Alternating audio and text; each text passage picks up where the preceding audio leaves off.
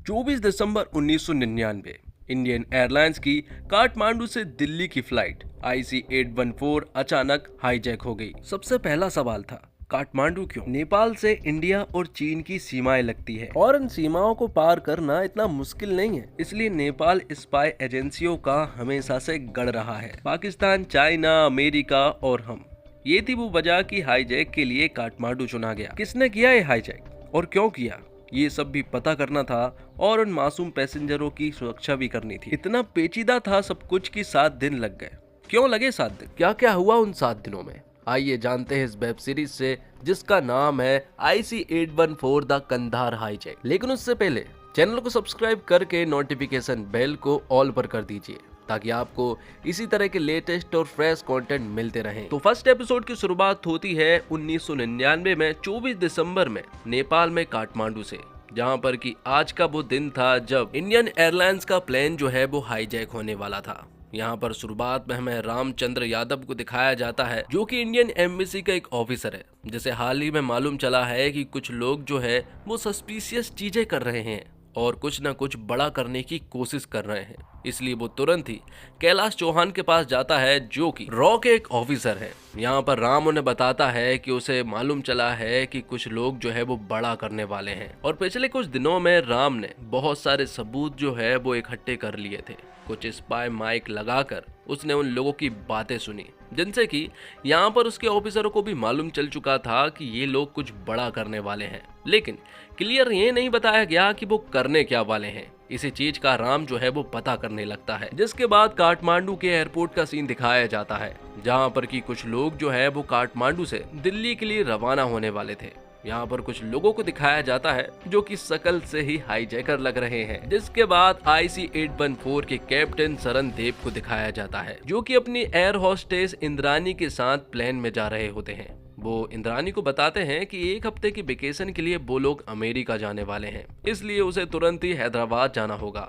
तो यहीं पर इंद्रानी जो है वो उन्हें बताती है कि उसके पिता की भी अक्सर तबीयत खराब रहती है, इसलिए वो भी उनके पास जल्द से जल्द पहुंचना चाहती है। जिसके बाद इस प्लेन में सभी लोगों का स्वागत किया जाता है। सारे पैसेंजर जो है वो प्लेन में बैठने लगते हैं। तो वहीं दूसरी तरफ हाईजैकर्स ने अपनी सारी प्लानिंग कर ली थी। हाशमी नाम का बंदा नहीं आया था जिसका वो इंतजार कर रहे थे। तो वहीं इंद्रानी के साथ हमें छाया को दिखाया जाता है जो कि उसी के साथ एयर होस्टेस है। जिसके बाद वो सारे हाईजैकर जो है वो प्लेन में आ जाते हैं और अब प्लेन जो है वो पूरी तरह से टेक ऑफ होने के लिए रेडी था। तो वहीं राम को मालूम चल गया था कि दरअसल में प्लेन जो है वो हाईजैक होने वाला है, लेकिन इससे पहले कि वो उन्हें खबर दे पाता उससे पहले ही 24 दिसंबर 1999 में शाम को 4 बजे ये प्लेन जो है वो टेक ऑफ हो जाता है और राम जो है वो लेट हो गया था। तो अब सारे पैसेंजर जो है वो हवाई यात्रा पर थे। तभी यहाँ पर एक हाईजैकर उठता है जिसके हाथ में एक पैकेट था और वो बारी बारी से ये सारे पैकेट जो है वो अपने लोगों को थमाने लगता है। तो वही हाईजैकर सब पूरी तरह से रेडी थे इस प्लेन को हाईजैक करने के लिए।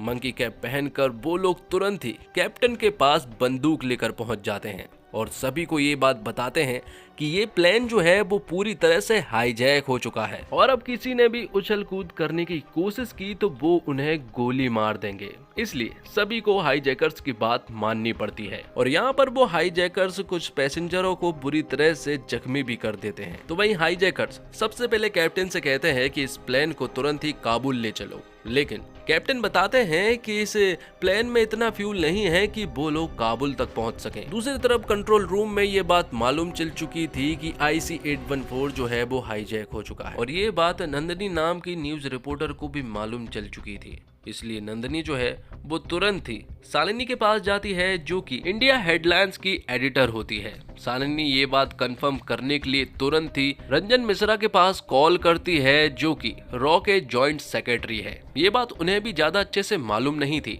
लेकिन जब ये बात उन्हें मालूम चलती है तो वो तुरंत ही BK अग्रवाल के पास पहुंचते हैं जो कि रॉ के हेड है। ये बात जब वो सुनते हैं तो वो पूरी तरह से हैरान रह चुके थे कि ये सब कुछ हो गया और हमारे पास कोई टिप कैसे नहीं पहुंची और आईबी वाले क्या कर रहे थे। दूसरी तरफ आईबी के मुकुल मोहन और जेपी कोहली को भी ये बात मालूम चल चुकी थी, लेकिन जब तक आईबी के डायरेक्टर के पास ये सारी इन्फॉर्मेशन पहुंची थी तब तक तो ये सभी लोग पूरी तरह से लेट हो चुके थे। तो वहीं हाईजैकर्स ने अभी फिलहाल तो कोई भी डिमांड नहीं बताई है। वो सिर्फ कैप्टन से यही बात कह रहे थे कि उन्हें किसी भी तरह से काबुल जाना है, लेकिन कैप्टन उन्हें बार बार कह रहे थे कि ये फ्लाइट जो है वो काबुल तक तो नहीं जा सकती है, ये मैक्सिमम लाहौर तक जा सकती है। लेकिन अब ये मामला जो है वो काफी गंभीर हो चुका था। विजयवान सिंह जो कि विदेश मंत्री है, ये बात उन्हें भी मालूम चल चुकी थी। धीरे धीरे करके सारे ऑफिसर जो है वो इस पर काम करने लगे थे। उन्हें मालूम चल चुका था कि ये फ्लाइट जो है वो काबुल ले जाना चाहते हैं। यहीं पर हम विदेश मंत्रालय में जॉइंट सेक्रेटरी को देख पाते हैं जिनका नाम डीआरएस है। डीआरएस यहाँ पर मसूद के बारे में बताता है कि मसूद जो है वो इस्लामिक जिहादी फैलाने में एक जाना माना आदमी है और वो कश्मीर में 2 आतंकवादी गुटों में सुलह कराने के लिए इंडिया आया था, लेकिन यहाँ पर वो गिरफ्तार हो गया और पिछले 5 सालों से वो जेल में बंद है। उसे जेल से छुड़ाने के लिए 3 बार नाकामयाब कोशिशें भी हो चुकी थी और शायद ये चौथी कोशिश है। तो यहाँ हाईजैकर्स को एक बात तो मालूम चल चुकी है कि वो लोग काबुल तक तो नहीं पहुंच सकते हैं, ज्यादा से ज्यादा वो दिल्ली से थोड़ी दूर तक जा सकते हैं। तो यहीं पर पहला एपिसोड खत्म होता है। सेकंड एपिसोड की शुरुआत में आईबी के असिस्टेंट डायरेक्टर संजय मेहता को दिखाया जाता है, जो कि जम्मू की जेल में मसूद से बात करने के लिए पहुंचते हैं कि ये जो हाईजैक हुआ है इसके पीछे कहीं उनका हाथ तो नहीं है। लेकिन मसूद उन्हें बताता है कि आज तक उन्होंने सब कुछ सच ही बताया है, इस हाईजैक में उनका हाथ तो बिल्कुल नहीं है। दूसरी तरफ सुरक्षा सलाहकार विनय कौल को दिखाया जाता है। ये बात जो है धीरे धीरे फैलने लगी थी और मुद्दा जो है वो काफी गहरा होता जा रहा था। तो वहीं दूसरी तरफ उस प्लेन को ट्रैक किया जा रहा था कि कहीं ये प्लेन जो है वो काबुल तो नहीं जा रहा है। तभी यहाँ सारे ऑफिसरों के बीच में एक रिकॉर्डिंग हाथ लगती है जो कि राम ने भेजी थी। यहाँ पर हाईजैक के बारे में बात हो रही थी और किसी अमजद नाम के आदमी के बारे में भी बात हो रही थी जिसका नाम उनकी कन्वर्सेशन में यूज हुआ था। तब यहाँ पर डीआरएस जो है वो अमजद के बारे में इन सभी को बताने लगता है। वो बताता है कि अमजद फारूकी जो है पहले आईएसआई के लिए काम करता था, लेकिन बाद में वो अफगानिस्तान में तख्ता पलट के लिए उसने तालिबान का साथ दिया था, जिसके बाद वो उनका बहुत ही खास आदमी हो गया था। तो एक बात तो तय है कि अमजद फारूकी जो है वो आईएसआई के लिए तो काम नहीं कर रहा है। तो वही फ्लाइट जो है वो मुड़ जाती है और वो काबुल ना जाकर अब ज्यादा से ज्यादा अमृतसर या फिर लाहौर जाएगी। लाहौर बात की जाती है, लेकिन वहां पर लैंड करने की परमिशन उन्हें नहीं मिल पाती है। तो अब प्लेन में फ्यूल ना होने की वजह से वो लोग ज्यादा से ज्यादा अमृतसर तक ही जा पाएंगे। और यहाँ कुछ ऑफिसर जो है वो एक वीआईपी पर्सन के बारे में बात कर रहे थे जो कि उस फ्लाइट से ट्रेवल कर रहा है, लेकिन उसके बारे में फिलहाल तो नहीं बताया गया। दूसरी तरफ राम जो है वो उस ड्राइवर से पूछताछ कर रहा था जिसने कि उन लोगों को जगह जगह पर छोड़ा था। जहाँ जहाँ पर उसने बैग दिए थे वो उन सभी जगह पर चेक करने लगते हैं। तो अब शाम को 7 बजे के आसपास फाइनल हो चुका था कि वो फ्लाइट जो है वो लाहौर ना जाकर अमृतसर जाएगी, इसलिए सभी लोग पूरी तरह से रेडी हो चुके थे। पंजाब पुलिस को भी अपने कमांडोज को रेडी करने का कह दिया गया था। सभी लोग पूरी तरह से रेडी थे और वो इस मामले को यहीं पर रफा दफा करना चाहते हैं। तो वहीं हाईजैकर्स ने प्लान ये बनाया है कि वो लोग अमृतसर में कुछ ही देर रुकेंगे। जैसे ही प्लेन में रिफ्यूल होगा वो तुरंत ही काबुल के लिए निकल जाएंगे। तो वहीं यहाँ पर राम जो है वो ड्राइवर के साथ उन लोगों के पास पहुँचता है जहाँ पर बैग डिलीवर किए गए थे। वहाँ राम पहुँचता है तो गोलियां चलने लगती है, लेकिन राम जो है वो उस आदमी को पकड़ लेता है जहाँ पर कि बैग डिलीवर किए गए थे। तो लगभग 7:15 के आसपास प्लेन जो है वो अमृतसर में लैंड कर जाता है, जहाँ पर कि कैप्टन जो है वो बाउजर के द्वारा प्लेन में रिफ्यूल की मांग करता है। बाउजर जो है वो फ्यूल के टैंकर को कहा जाता है। उसी बाउजर के पीछे जो है वो कमांडो मौजूद थे, लेकिन उन फ्यूल के टैंकर को आगे नहीं भेजा जा रहा था। ये देखने के बाद तो हाईजैकर्स को गुस्सा आ जाता है। वो तुरंत ही पैसेंजर्स के पास पहुंचते हैं और उनमें से 2 पैसेंजरों के ऊपर वार कर देते हैं, जिस वजह से वो बुरी तरह से जख्मी हो जाते हैं। तो वहीं बड़े ऑफिसरों का मानना ये था कि अगर ये फ्लाइट अमृतसर में ही रहती है तो सारा मामला जो है वो कंट्रोल में रहेगा, लेकिन हाईजैकर्स को यहाँ पर कुछ अजीब सा लगता है, इसलिए वो डिसाइड करते हैं कि वो लोग अमृतसर में नहीं रुकने वाले। वो तुरंत ही कैप्टन से कहते हैं कि इस फ्लाइट को टेक ऑफ किया जाए। तो यहाँ पर कैप्टन जो है वो उनकी बात मान जाता है और इस फ्लाइट को यहाँ से टेक ऑफ कर देता है। और यहीं पर सेकंड एपिसोड खत्म होता है। तो थर्ड एपिसोड की शुरुआत में हम देखते हैं कि 7:50 को ये प्लेन जो है वो अमृतसर से निकल चुका था।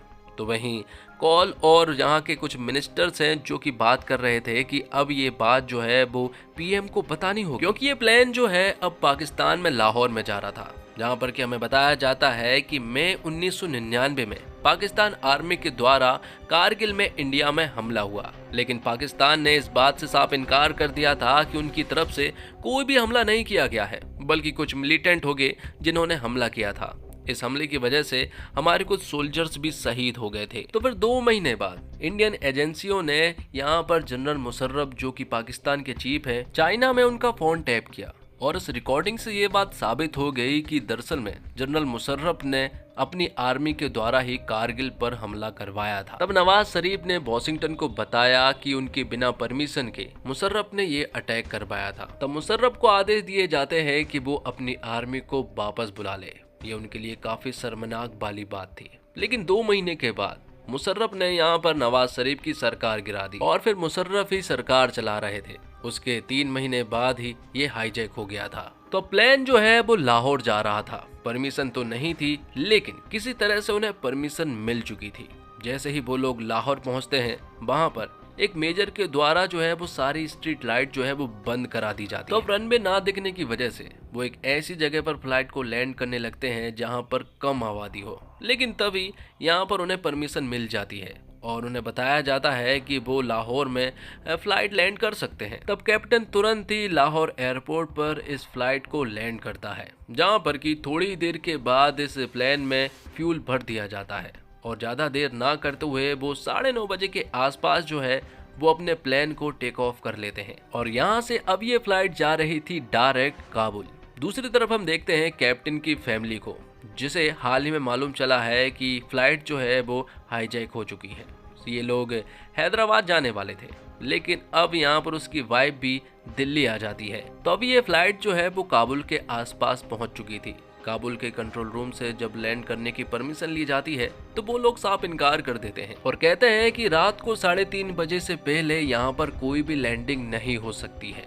तब हाईजैकर्स कहते हैं कि तब तक इस फ्लाइट को हवा में ही उड़ने दो, लेकिन उन्हें बताया जाता है कि इस फ्लाइट में 4 घंटे से ज्यादा का फ्यूल नहीं है, इसलिए वो लोग इस फ्लाइट को हवा में नहीं रहने दे सकते हैं। तो अब ये फ्लाइट जो है वो दुबई जाने लगती है कि तब तक वो वहां रुकेंगे। ये बात यहाँ पर मंत्रालय में भी मालूम चल चुकी थी कि वो फ्लाइट जो है वो दुबई जा रही है। लेकिन अगर अब ये फ्लाइट दुबई जा रही है तो उन्हें वॉशिंगटन को सब कुछ बताना होगा और वहाँ की सुरक्षा की जिम्मेदारी भी लेनी होगी। लेकिन ये सब कुछ इतना आसान नहीं था, क्योंकि वहाँ के लोग जो है वो थोड़े रूठे हुए हैं। दरअसल में बात यह है कि 13 मई 1998 में हमने 3 न्यूक्लियर परीक्षण किए थे और जो कि किसी की भी निगरानी में नहीं आ सके थे। और ये बात जब वॉशिंगटन को मालूम चली तो वो थोड़े हमसे खफा हो गए थे और इस बात को अभी ज्यादा कुछ साल भी नहीं हुए थे और अब अगर ये फेवर लेंगे तो शायद वो इसके लिए इनकार भी कर सकते हैं। लेकिन बात करने के दौरान यहाँ पर हमें पता चलता है कि दुबई में फ्लाइट करने के लिए उन्हें परमिशन मिल चुकी थी। तो यहाँ पर 1:20 को मतलब कि रात को 25 दिसंबर क्रिसमस डे के दिन दुबई में ये फ्लाइट जो है वो लैंड हो जाती है।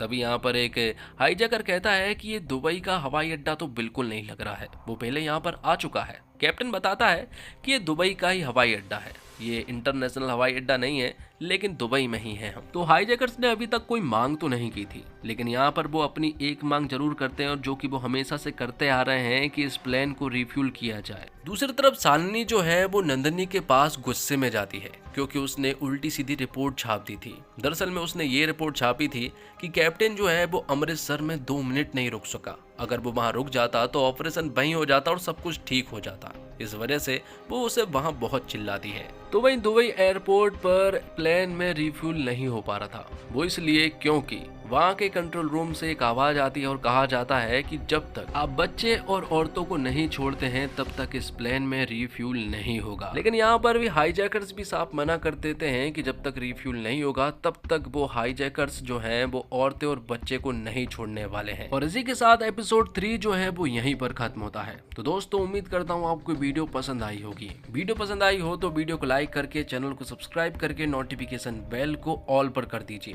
ताकि आपको इसी तरह के लेटेस्ट और फ्रेश कंटेंट मिलते रहे। मिलते हैं अगले एपिसोड के साथ, तब तक के लिए आप हमारे चैनल के साथ बने रहिए। धन्यवाद। जय हिंद, जय भारत, जय श्री राम।